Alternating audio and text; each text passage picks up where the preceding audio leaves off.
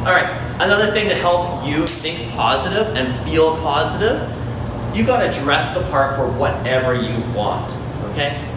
If you wanna be a bum in life, you gotta dress like a bum. You gotta throw on those raggedy pants, don't care about what the world thinks, that's okay. You do that, and eventually you'll get that out of work or bum life status. I'm not saying that I'm gonna judge you on your appearance, but what I've noticed is I've gone through different points in my life where I'm like, yeah, I don't give a what people think about the way I look. I'm gonna dress in these raggedy clothes that have holes in them, maybe spilt mustard, I don't care. And that didn't work out very good.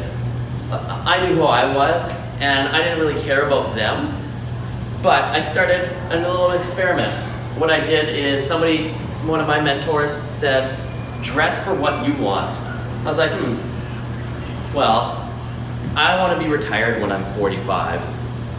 I want to be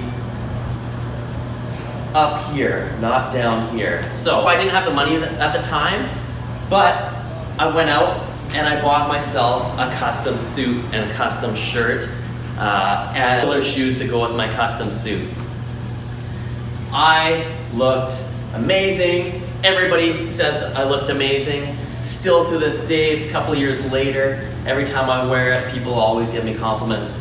So, reward yourself now for future you.